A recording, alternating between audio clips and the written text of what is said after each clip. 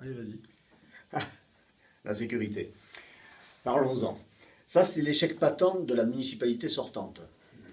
En effet, si M. Milon, M. Lagneau avaient réglé les problèmes, on ne serait pas en zone de sécurité prioritaire. Et voilà le triste bilan au niveau sécurité que présente l'équipe Lagneau et l'équipe Gérin, parce que de toute façon, il faisait partie de cette majorité et a tout cautionné. Heureusement que M. Valls, ministre socialiste, je tiens quand même à le préciser, a réussi à embaucher des forces de l'ordre supplémentaires et qu'enfin les chiffres de la délinquance sur Sorgues viennent de baisser grâce aux efforts de ce plan de zone de sécurité prioritaire.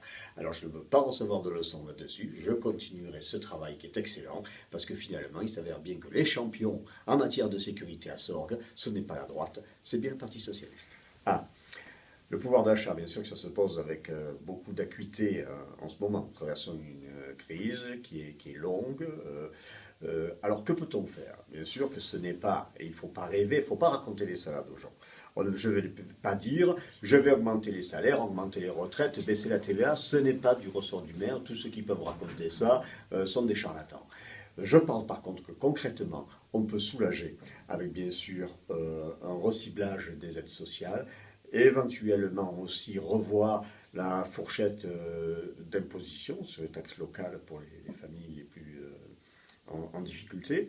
De la même façon, je compte bien jouer là-dessus avec la gratuité du transport des bus, qui fera toujours quand même moins de pollution, moins de voitures, et un gros avantage financier pour ceux qui comptent les utiliser, et aussi, bien sûr, la régie municipale de l'eau, parce qu'on sait très bien que dès que l'on donne un service public au privé, ils sont là pour faire des bénéfices, autant d'argent qui ne reste pas dans les poches des contribuables. Parti.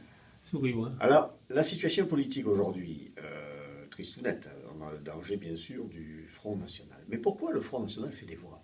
Le Front National progresse chaque fois que le lien social est détruit. Nous avions des manifestations publiques, les Sorguais se parlaient. Et puis depuis l'arrivée de Milon, la ville s'est petit à petit transformée en ville dortoir. Les manifestations publiques qui réunissaient tout le monde n'existent plus.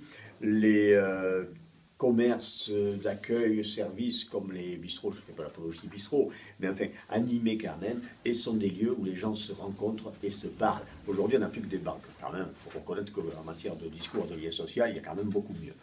Voilà. Mais qui est responsable d'avoir cassé le lien social? C'est pas moi. C'est bien la majorité qui est sortante. Monsieur Lagneau, Monsieur Milon. Alors, si le Front National fait un peu de voix, un peu plus que ce qu'ils pensent, et devient dangereux, c'est bien à cause de leur politique. S'ils prennent un retour de flamme, c'est eux qui ont allumé le feu et qui jouent avec les allumettes. Hein. Voilà. Je tiens, moi, par contre, à réaffirmer que si l'on veut véritablement lutter contre le Front National, il faut rétablir le lien social, il faut recréer des situations où les gens se parlent, arrêtent de se regarder de travers, se recroquevillent dans leur maison, leur immeuble hyper calfeutré ou leur pavillon avec des caméras. Voilà, il faut à tout prix que les gens se supportent, vivent ensemble pour bien vivre ensemble et bien sûr recréer ce lien social que la municipalité en place depuis 26 ans a détruit.